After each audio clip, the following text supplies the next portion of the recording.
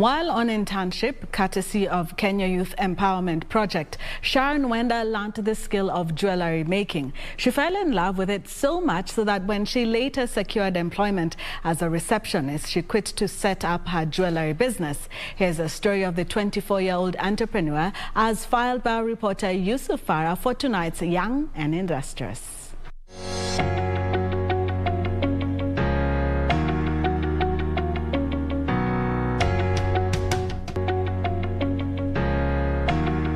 This home, located in KBC area of KBC County, doubles up as the operations base for Epika Jewelry's online store.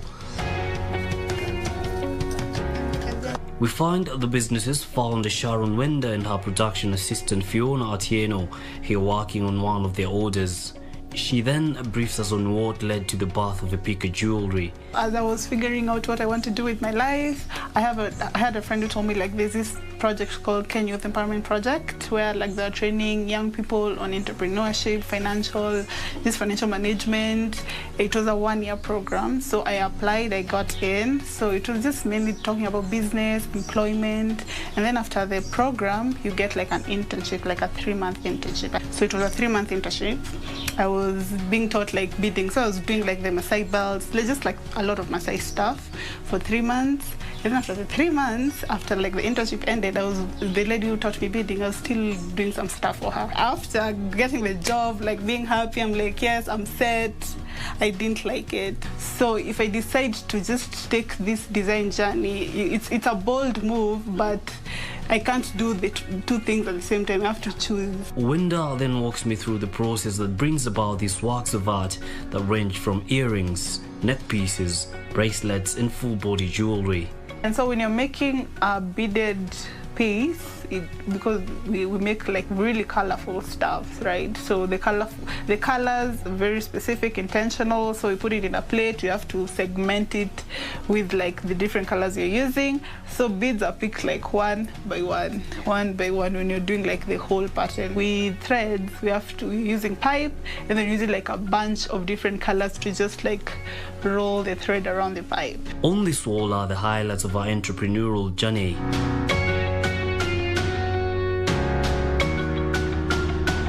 Different pieces that she has made and showcased in different stages. Yeah, but that's why it's in the center.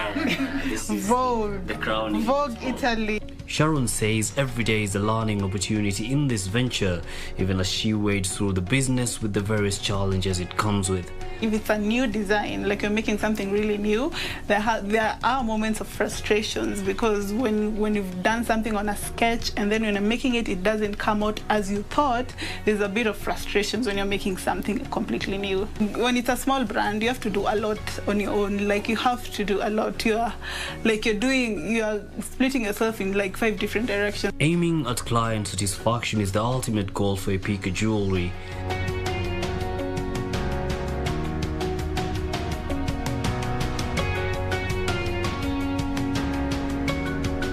The business has since inception been her means of putting food on the table. And then we have here the Tausim masterpiece. So we showcased this in London Fashion Week last year. And since joining, her production assistant has benefited from the training and is also now financially stable. Within the last 2 years, I've been doing a lot of entrepreneurship programs just to basically improve my business skills, because I'm still small and I'm growing. I've helped my family, and because it's been consistent.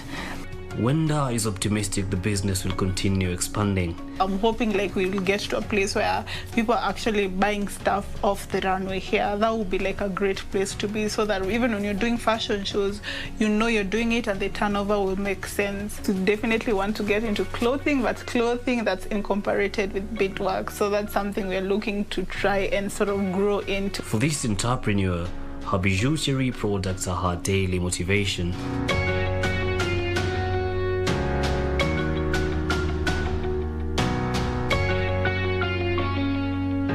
The entrepreneurial journey that started in 2015 is now a means to make ends meet for the founder, who hopes to set up a physical shop in the future as she continues to adorn people with an African touch, one ornament at a time.